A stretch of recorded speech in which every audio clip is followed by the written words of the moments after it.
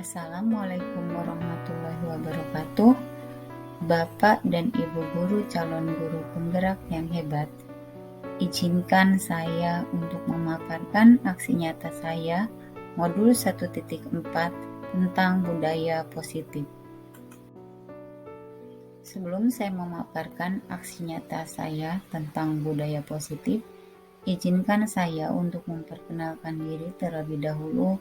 Nama saya Oni Rumaini, saya adalah calon guru penggerak angkatan 7. Saya mengajar di SDN Rawabadak Utara 11, Jakarta Utara. Kemudian, Bapak Destarius Mahardika sebagai fasilitator dan Ibu Rina Fitriani sebagai pengajar praktik.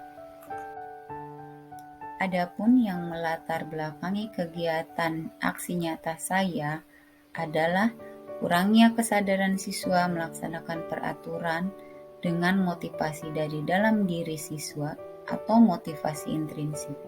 Mereka melaksanakan disiplin didasarkan pada menghindari ketidaknyamanan, menghindari hukuman, ingin mendapat penghargaan dan pujian. Tujuan aksi nyata yaitu menanamkan budaya positif pada siswa melalui nilai-nilai positif dalam bentuk keyakinan kelas. Kemudian menumbuhkan motivasi intrinsik siswa terkait perilaku disiplin. Tolak ukur pencapaian indikator dalam kegiatan ini adalah siswa terbiasa melaksanakan nilai-nilai positif yang tertuang dalam keyakinan kelas tanpa adanya motivasi dari luar atau motivasi ekstrinsik. Mereka melaksanakan keyakinan kelas atas dasar keyakinan mereka akan nilai-nilai baik, bukan karena menghindari hukuman, ketidaknyamanan, atau mengharapkan pujian dan penghargaan. Lini masa dan dukungan aksi nyata saya. Untuk mengukur ketercapaian kegiatan ini, waktu yang digunakan dalam kegiatan ini adalah selama 1 bulan atau 4 minggu dengan tahapan sebagai berikut.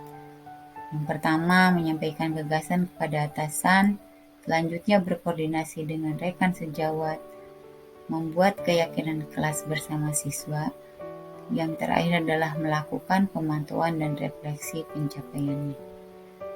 Dalam aksi nyata ini juga dibutuhkan dukungan berbagai pihak, diantaranya peraturan sekolah yang sejalan dengan keyakinan kelas, kepala sekolah selaku pemangku kebijakan, teman sejawat, orang tua siswa, dan siswa serta pihak lain yang berada dalam lingkungan sekolah.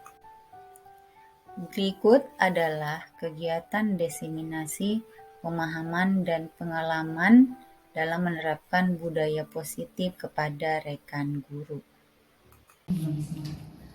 Assalamualaikum warahmatullahi wabarakatuh. Guru, pertama-tama saya ucapkan alhamdulillahirabbil alamin karena pada hari ini saya bisa berbagi dengan Bapak dan Ibu semuanya.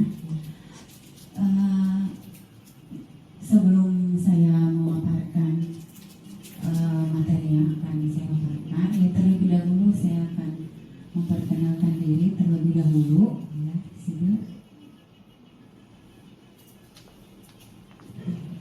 nama saya adalah Oni Rumaini. Kebetulan saya mengajar di SDN Rawabadak Utara 11 di Komplek Kincir. Saya sebagai perangkatan 7. Dalam hal ini saya akan mengizin untuk berbagi apa yang sudah saya dapatkan selama saya mengikuti pendidikan guru penggerak. Adapun agenda hari ini yaitu pembukaan, ya, menyampaikan materi sesi presentasi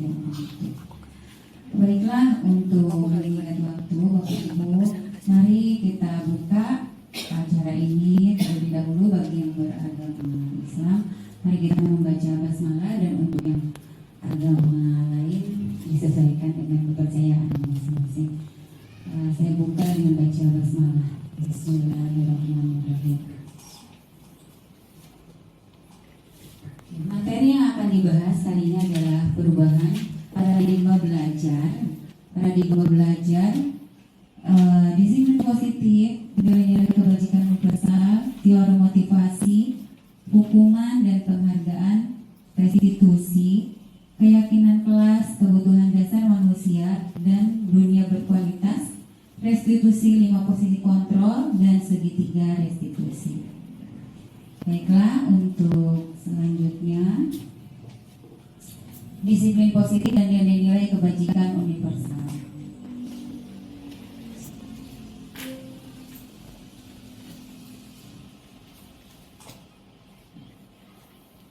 Lisan benda atau sesuatu yang sangat berharga untuk Anda letakkan di salah satu tangan Anda, dan genggam benda tersebut ya.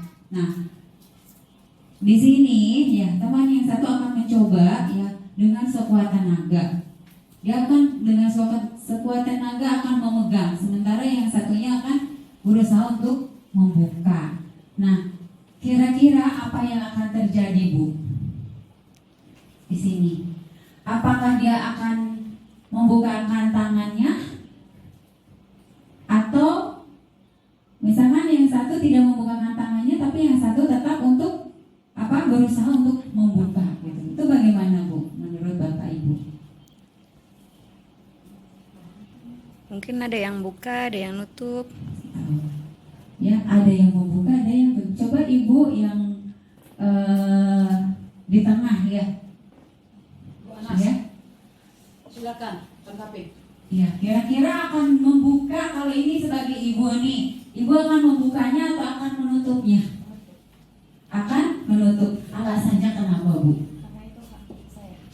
Oh, karena itu hak ibu ya. Ya betul ya. Jadi ini kepala tangan ini tergantung kita nih yang memegang ya. Di sini berarti di sini ya.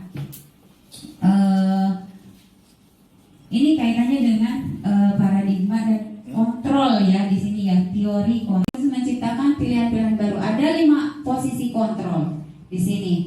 Ada penghukum, pembuat rasa bersalah, teman pemantau, dan manajer.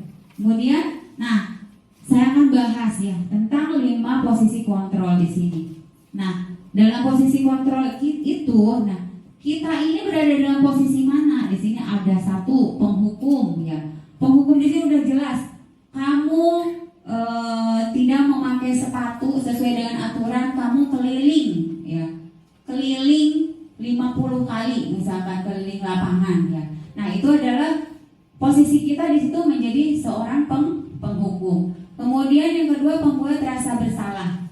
Nah, seperti apa sih membuat rasa bersalah? Mungkin ini sering saya lakukan ya. Misalnya gini. Nah, tolong dong, kamu yang rajin belajarnya. Ibu malu sama guru-guru yang lain, gitu kan. Nah, sebenarnya kita tuh menghibah ya. Kita seakan-akan kita tidak sadar gitu. Kita merasa bahwa hal yang kita lakukan, yang kita ucapkan itu hal yang terbaik. Ternyata hal tersebut membuat siswa merasa bersalah. Dia merasa bersalah pada gurunya karena dia merasa gagal menjadi murid yang baik, gitu kan. Nah, di situ. Nah, mungkin selanjutnya kita sebagai teman nih di sini. Sebagai teman, ya mungkin kita ya sering dekat sama temannya. Kamu nih bagaimana sih gitu kan. Udah tahu ibu kasih tahu, kamu masih ngeyel aja gitu kan. Akhirnya kamu kena hukuman kan gitu kan. Itu kan kayak teman ya, kita sebagai teman. Kita merasa bahwa itu adalah hal yang baik, pendekatan buat mereka. Ternyata itu bukan tindakan yang tepat ya. Nah, di situ. Kemudian sebagai pemantau. Nah, misalnya gini, tiba-tiba ada anak yang datang nih, tidak tepat waktu datangnya, terlambat gitu. Kemudian guru berbicara seperti ini.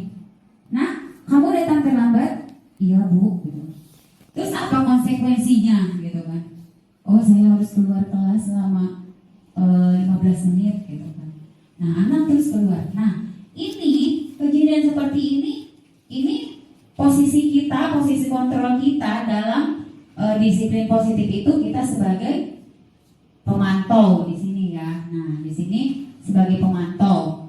Nah, ternyata pemantau juga itu bukan posisi kontrol terbaik ya. Sebenarnya posisi kontrol yang terbaik adalah manajer ya, di bawahnya itu ada manajer ya. Nah, seperti apa posisi kontrol aku memiliki tujuan ya. Nah, kemudian tujuannya bisa menghindari hukuman atau mendapatkan imbalan. Nah, yang ketiga adalah untuk menghargai diri sendiri. Kira-kira nih Bu, yang mana nih dari teori motivasi itu yang bagus buat kita? Apakah untuk menghindari hukuman atau mendapatkan imbalan atau untuk menghargai diri sendiri? Nah, kira-kira nih yang tepat yang mana? Menghargai diri sendiri ya. Nah, ketika kita udah tumbuh motivasi untuk menghargai diri sendiri, maka akan tumbuh nilai-nilai kebajikan universal yang mungkin nantinya akan dituangkan ke dalam sebuah keyakinan kelas ya. Kemudian siswa menjadi bisa seperti itu prosesnya. Mungkin saya juga belajar di pendidikan guru penggerak ini banyak terbuka pikiran saya ya Bapak Ibu. Jadi apa yang selama ini saya lakukan itu ternyata kurang tepat gitu. Walaupun ya ada beberapa sih yang apa ya sesuai. Nah, di sini ada perbedaan hukuman dan konsekuensi. Perbedaan hukuman dan konsekuensi. Nah, beda nih ada hukuman dan konsekuensi. Nah, coba nih Bu, Bapak Ibu sama mau mencoba ya di sini. Menurut Bapak Ibu mencatat 100 kali di buku kalimat. Nah, saya tidak akan terlambat. Ini termasuknya hukuman atau konsekuensi? Hukuman. Kenapa Bu? Disuruh untuk menulis. Oke. Ya, coba lari sebentar ya. Gak apa-apa, saya tanggung dulu ya. Ini kan bebas ya, mau berpendapat apa bebas ya. Kemudian murid diminta untuk push up 15 kali karena tidak menggunakan masker ke sekolah. Ini masuknya apa? Hukuman apa konsekuensi? Hukuman ya. Bisa. Oke. Kemudian menggantikan kertas tugas teman yang telah dicoret-coret itu hukuman atau konsekuensi? Konsekuensi. Oke. Membersihkan tumpahan air di meja tulis karena tersenggol pada saat belajar? Konsekuensi. Murid disuruh untuk mengenakan sepatu seharian di sekolah karena tidak mengenakan sepatu hitam. Ini masuk mana, hukuman atau konsekuensi? Murid Disuruh mengenakan sepatu seharian di sekolah. Ini tidak ya, maksudnya murid disuruh tidak mengenakan sepatu seharian karena tidak mengenakan sepatu hitam. Hukuman. Lari mengelilingi lapangan basket 2 kali karena terlambat 10 menit untuk pelajaran PJOK. Hukuman apa konsekuensi? Hukuman. Sekali lagi mau baca. Lari mengelilingi lapangan basket 2 kali karena terlambat 10 menit untuk pelajaran PJOK. Konsekuensi. Nah, coba kita lihat. Di sini 100 kali dalam bentuk dalam kalimat ya saya. Ini masuknya ke dalam hukuman gitu. Kenapa? Gitu kan. Tadi ini hukuman ya, coba saya. Ini hukuman lari mengelilingi lapangan basket itu karena terlambat hadir. Itu adalah hukuman. Murid diminta push up 15 kali karena tidak menggunakan masker, hukuman. Menggantikan kertas tugas temannya ada konsekuensi. Membersihkan tumpahan air, konsekuensi. Murid disuruh untuk mengenakan sepatu seharian, tidak mengenakan sepatu seharian karena tidak menggunakan sepatu hitam. Ini lebih ke hukuman ya. Kemudian lari mengelilingi lapangan basket 2 kali untuk pelajaran PJOK karena terlambat 10 menit termasuknya konsekuensi. Jadi coba kesimpulannya kenapa sih Bu gitu? Konsekuensi itu apa? Hukuman itu apa? Coba bedanya antara hukuman dan konsekuensi itu apa menurut Bapak Ibu? Coba, saya mau bertanya nih sama Ibu yang mana ya? Sama Ibu, coba menurut Ibu bagaimana nih? Perbedaannya sih konsekuensi dengan hukuman. Jangan ditanya. Kalau konsekuensi itu apa ya? Sebab Sebab yang diberikan sesuai dengan apa yang berbuat. Kalau hukuman perintah atau karena perbuatan yang salah. Ya. Ya, ada betulnya ya. Terima kasih tepuk tangannya. Jadi betul sekali ya Bu ya. Jadi di sini kalau misalkan konsekuensi itu ada sebab akibat ya, gitu kan. Ada nih kenapa dia jadi ada korelasinya, gitu kan. Misalnya di sini contohnya nih membersihkan tumpahan air, gitu kan. Karena tersenggol pada saat belajar dia melakukan menyenggol, gitu. Nah, kemudian caranya untuk menyelesaikan masalahnya itu, gitu. Nah, ada korelasinya, ada hubungannya. Tapi kalau hukuman itu nggak ada hubungannya, mencatat 100 kali karena terlambat, apa gitu, manfaatnya juga tidak ada kan, gitu kan. Mungkin kalau pelajaran PJOK di sini 10 menit ya, di sini mengelilingi lapangan basket, ada korelasinya ya Bapak Ibu, gitu kan, ada keterkaitannya. Nah, itu adalah perbedaan hukuman dan konsekuensi ya. Nah, kita biasanya sering ngasih hukuman atau konsekuensi sih Bu? Situasi.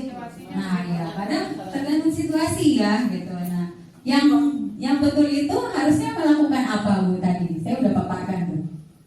Yang sebelumnya. Apa? Tadi bukan konsekuensi. Apa tuh yang di awal-awal saya jelaskan? Yang posisi kontrol manajer melakukan apa itu? Restitusi. Iya, betul ya. Ini sudah kita skip aja ya.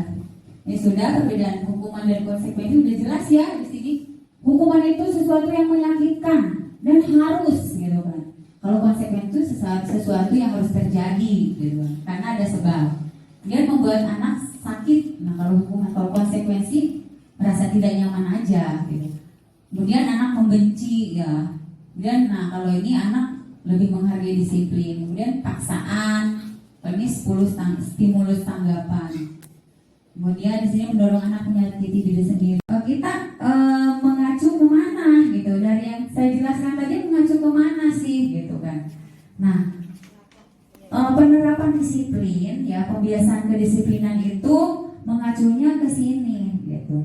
Merdeka, nih, artinya merdeka tidak hanya terlepas dari perintah, kan, tetapi juga cakap untuk memerintah diri sendiri. Berarti ke pengelolaan diri sendiri. Ya, bagaimana kita berbuat, menjalankan peraturan itu bukan atas dasar perintah orang lain, tapi timbul atau motivasinya tumbuh dari dalam diri kita sendiri. Selanjutnya di sini nih. Nah, kita sering melakukan hukuman ya, dihukum dengan penghargaan. Kok dihukum tapi kok penghargaan gitu kan? Apa sih gitu kan? Ya satu hukuman, ya satu penghargaan. Ternyata ya termasuk saya ya, saya sering memberikan penghargaan pada siswa yang bisa perkalian misalkan sampai berapa gitu, nanti akan Bu Guru kasih uang.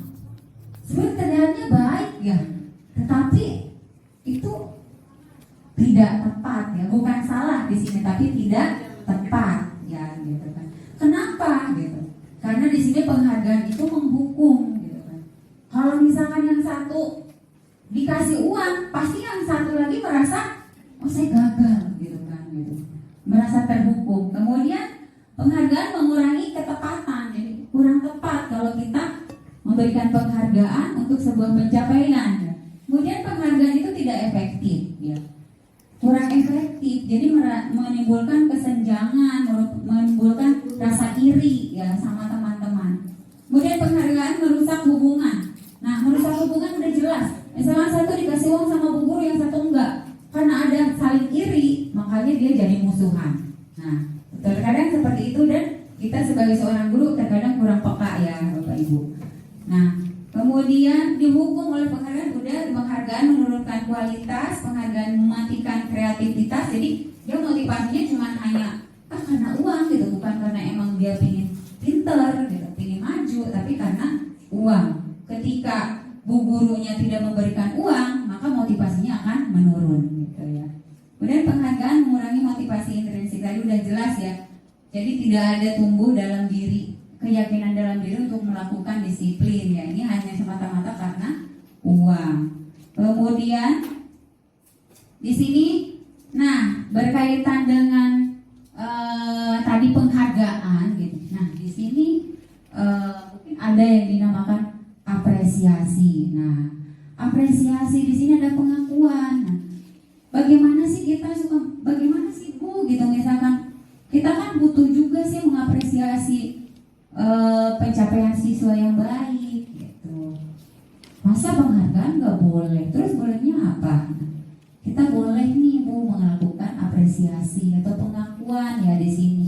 Nah, tetapi ada beberapa hal yang harus diperhatikan, diberi dukungan secara khusus. Jadi jangan di depan murid-murid yang lain gitu kan, yang menimbulkan rasa iri terhadap teman-teman yang lain gitu. Jadi secara khusus aja dipanggil misalnya gitu.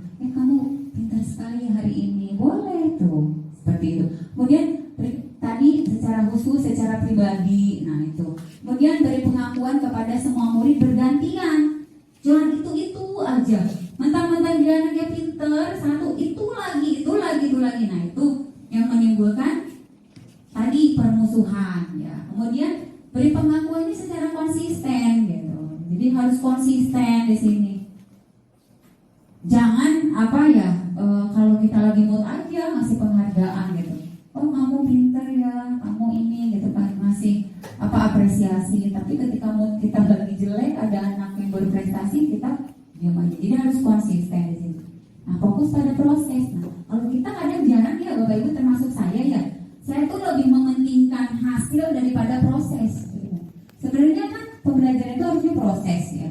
Yang kita lihat tuh prosesnya. Nih misalkan kita cenderung kepada hasil.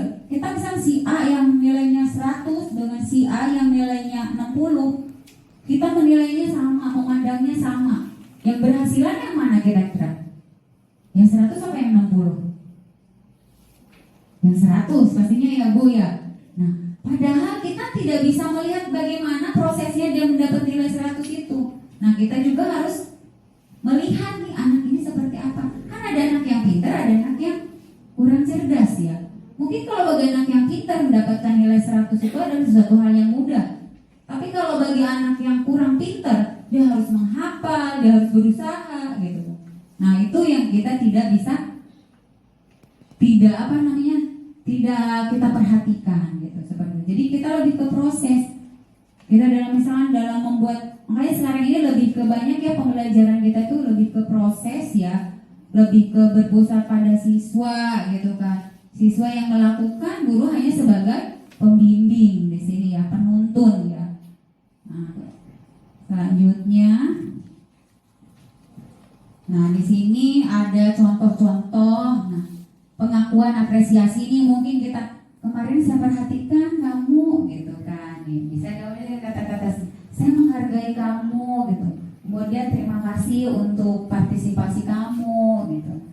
Nah, misalnya di sini ini adalah beberapa contoh ya. Ini rasa empatimu besar sekali ya. Gitu. Nah, jadi apresiasi itu sebetulnya bukan hanya kepada nilai aja ya pembelajaran. Sebenarnya apresiasi dia melakukan perilaku baik pun harusnya kita apresiasi juga. Gitu. Karakter dia berubah menjadi baik juga itu harus kita apresiasi. Jadi apresiasi ini bukan terpaku pada nilai saja ya, pada hasil, tapi pada prosesnya, bagaimana dia mencapai prosesnya itu seperti apa, rasa tanggung jawabnya gitu. Nah, kita selama ini paradigma kita itu selalu pada hasil. Padahal yang terpenting dalam pendidikan selama ini adalah proses ya. Bagaimana proses siswa menjadi bisa agar mudah menyelesaikan diri. Kalau konsep diri di sini hukuman membuat konsep diri yang buruk, kemudian kalau konsekuensi konsep diri yang baik. Kemudian kalau hukuman anak belajar untuk menyembunyikan kesalahan, sedangkan kalau konsekuensi anak belajar untuk mematuhi peraturan. Nah, kemudian hukuman itu akan menimbulkan rasa marah, rasa bersalah, dipermalukan, rasa tak dihargai.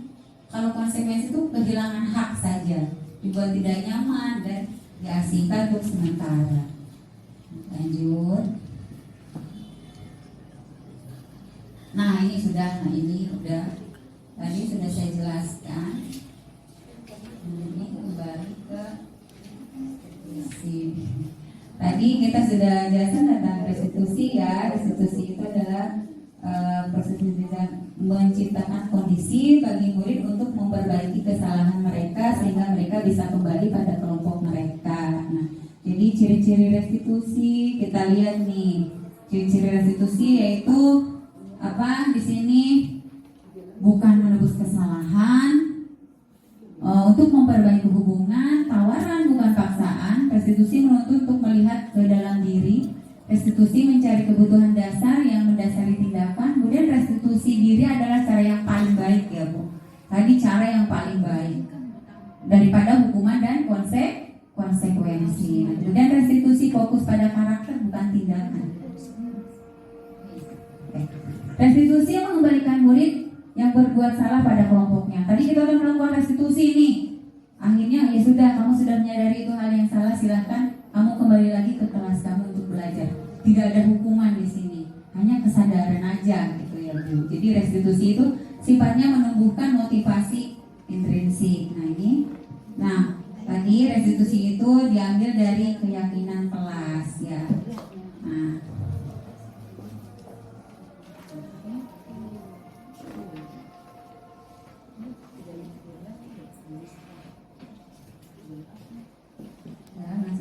Nah, ini di sini ada beberapa contoh yang sudah saya lakukan ya Bapak Ibu di sini.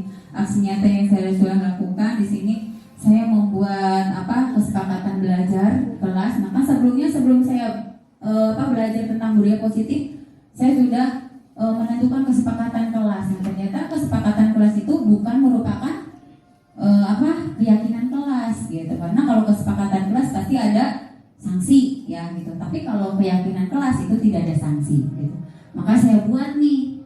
Jadi kesepakatan kelas saya tuh datang tepat waktu. Ini kita sosialisasi juga ya, kita berdialog dengan siswa gitu kan.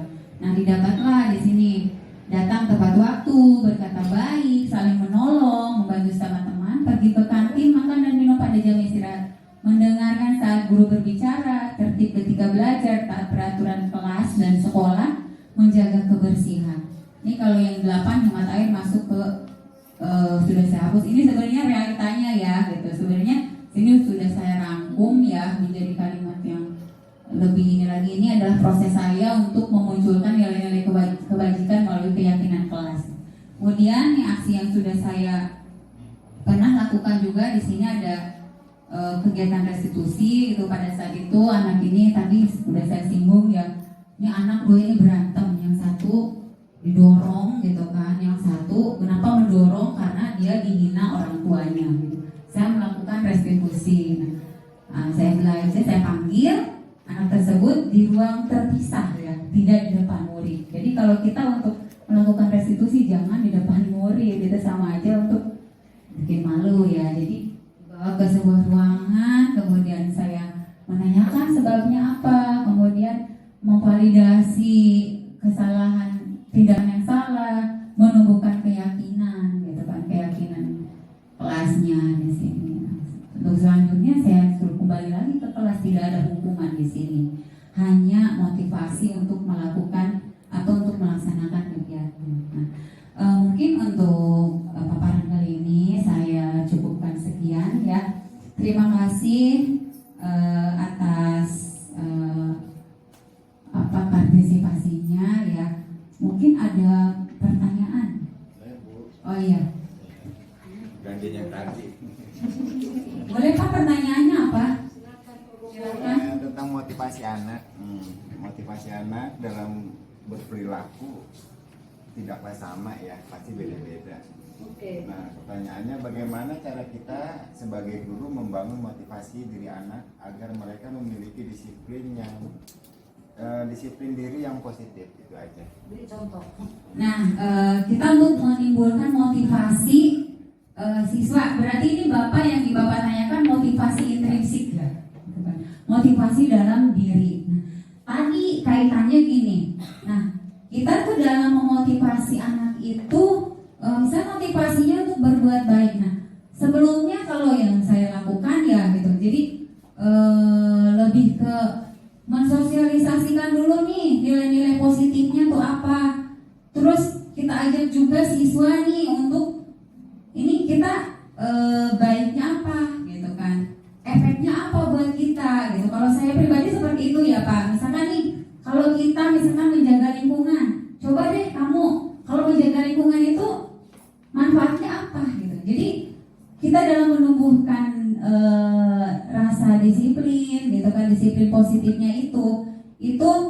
kita terlebih dahulu untuk mengajak siswa itu mengetahui apa sih manfaatnya dari nilai-nilai tersebut, seperti itu. Memang sih tidak mudah Pak sebetulnya ya. Saya juga masih belajar ya. Saya kan maunya anak langsung, kamu harus seperti ini gitu. Tapi tidak bisa langsung ya. Kita kan hanya berusaha untuk merubah paradigma kita yang selama ini kita selalu menuntut ya. Nah kita coba kita untuk jadi menuntun, bukan menuntut lagi ya gitu. Mungkin mudah-mudahan cukup puas ya Pak gitu. Ya. Kalau misalkan masih kurang puas mungkin nanti bisa di luar sesi ini bisa ditanyakan ya. Puas. Oke, ada lagi pertanyaan yang lain? Sudah cukup ya. Terima kasih ya Bapak Ibu semuanya sudah berpartisipasi dalam kegiatan saya. Saya ucapkan terima kasih yang sebesar-besarnya dan saya mohon maaf jika ada kesalahan atau ada kalimat saya yang kurang tepat atau penyampaian saya yang keliru atau ucapan saya yang menyinggung, mohon dibukakan pintu maaf yang sebesar-besarnya gitu. Terima kasih sekali lagi, saya tutup. Wabillahi taufiq wal hidayah. Wassalamualaikum warahmatullahi wabarakatuh.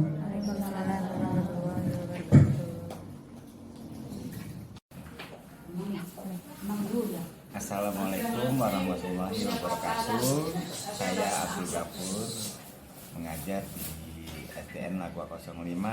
Setelah mengikuti kegiatan sesi berbagi CGP tentang budaya positif, saya mendapatkan pengetahuan tentang nilai-nilai budaya positif, posisi kontrol, dan kebutuhan dasar manusia, serta restitusi. Saya merasa termotivasi untuk menanamkan disiplin positif dengan cara melakukan restitusi pada siswa di kelas saya sendiri. Semoga dengan acara sesi berbagi CGP, semua guru-guru calon guru penggerak sukses selalu dan dapat meraih prestasi yang diinginkan. Amin. Wassalamualaikum warahmatullahi wabarakatuh.